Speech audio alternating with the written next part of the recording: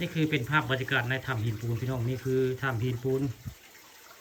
บ้านอ่างตำบลนาตาลในมื้อนี้พาแม่ซีเพิ่นมาเที่ยวถ้ำเที่ยวหิวมื้อนี้หม่องนี้สิมีน้ำไหลแห้งเด้ถ้ำหินปูนบ้านนาอ่างตำบลนาตาลอำเภอตะงอยถ้ำนี้ผู้ข้ามาประจำได้มื้อนี้บ่ลือเอาโมเวสมาพี่น้องมื้อนี้ลืมเอาโมเวสมาได้ถ้ำหินปูนถ้ำในตำนานเรื่องเล่า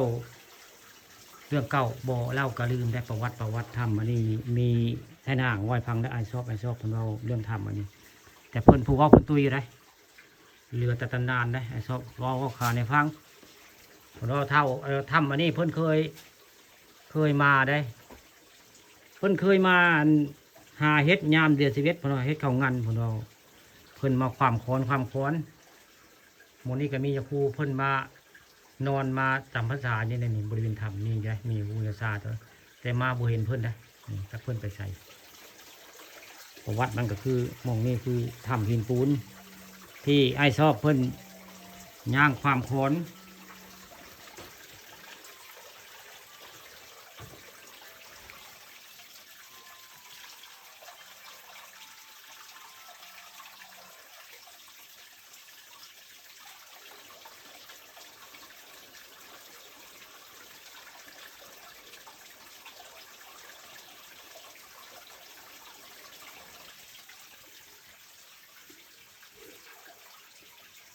น้ำกระตูนแห้งถ้าน้ำตูนแห้งนะอยู่ในถ้ำหินปูนบ้านนาอ่างตำบลนาตาลน้ำแห้งนะนี่คือ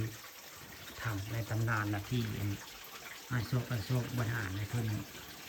มาก้านมาโยงแล้วมาความโคนแล้วก็มันไม่โคนได้บาดนี้มันเป็นงูใหญ่เนาะเพิ่นก็เลยลือไปว่าไงเพิ่นก็ปุ๊บบริเวณหลังถ้ำจะไปเห็นแล้วก็ลอยลงมานี่เป็นงูใหญ่ในตำนานที่ไอ้โชคปล่อยฟังได้กล่าวถึงไทยบ้านอ่างว่าประวัติได้หนึ่งถ้ำมัน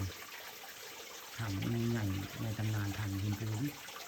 บ้านนาอ่างตำบลนาตาลอำเภอตะโงน้ำสีไหลอยู่พิยาได้น้ำไหลมาโถได้นี่ในอ่างในอ่างหินปูนบ้านอ่างตำบลนาตาลนี่เสียที่เตียนผู้ข่ามาดามเล็กมานำพี่น้องนี่ในถ้ำหินปูนนี่ถ้ำใหญ่พอสมควรนะนี่แหละคือถ้ำหินปูน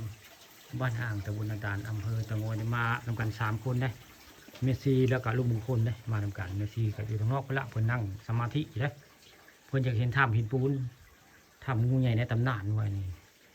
บ้านอ่างตำบลนาตาลพาก็เลยพาเพื่อนมาเบิ่งมาชมเพื่อนยินวัดอันภูเวียดนี่ละแต่เมื่อนี้พาเพื่อนมาเที่ยวแล้วก็มียาคูจำพรรษามีองค์นึงได้อยู่ในอันถ้ำหินปูนบ้านอ่างตำบลนาตาลถ้ำมืดเนี่ยผู้ข้าลืมเอาโมเบสมาพี่น้องเลยฟังรถเสียงน้ำตกนี่เสียงน้ำนี่อยู่บริเวณอ่างหินปูนบ้านอ่างตำบลนาตาลเนี่ยมีถ้ำมืดถ้ำหินปูนถ้ำใหญ่ในตำนานที่ไทยน่างเล่าเลย